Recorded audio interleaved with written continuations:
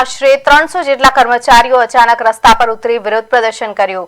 બપોર બાદ કર્મચારીઓમાં રોષ ફાટી નીકળતા તેઓ ઘોઘા સર્કલ રોડ પર એકત્ર થયા હતા. માહિતી મુજબ કંપની દ્વારા યુનિટને ભાવનગરથી ભોજપુર શિફ્ટ કરવાની પ્રક્રિયા હાથ ધરવામાં આવી છે, પરંતુ કર્મચારીઓની માંગણીઓ સ્વીકારવામાં ન આવતા વિરોધ કરવામાં આવ્યો છે.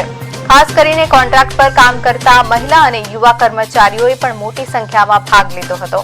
કર્મચારીઓએ કંપની પર શોષણના આક્ષેપો લગાવતા જણાવ્યું છે કે કોન્ટ્રાક્ટ કર્મચારીઓને માત્ર ₹550 જેટલું વેતન આપવામાં આવે છે, જ્યારે કાયમી કર્મચારીઓને ₹900 થી ₹1250 સુધી ચૂકવવામાં આવે છે.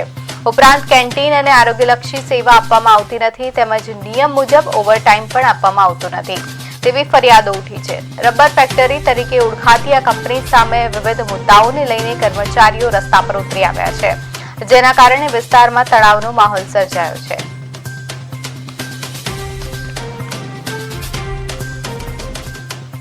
આ માંગ અત્યારે પ્લાન્ટ શિફ્ટ થયો એટલા માટે 1 મહિનાથી અમારી માંગ છે. શું જવાબ દેવામાં આવે છે? કંપની વાળા ના પાડે છે ચોખ્ખી કે તમને બસ ભાડું કેન્ટીન ફ્રી નહીં કરવામાં આવે. કેટલા કર્મચારીઓ છે ભાવનગરમાંથી જે જીવતા હોય? ટોટલ 1500 કર્મચારી છે. અહીંયા અમારે પૂરેપૂરું વર્કરોને આપવાનું છે, એટલે એક જાતનું છે ને અમારું શોષણ જ થઈ રહ્યું છે. કામ મારામાં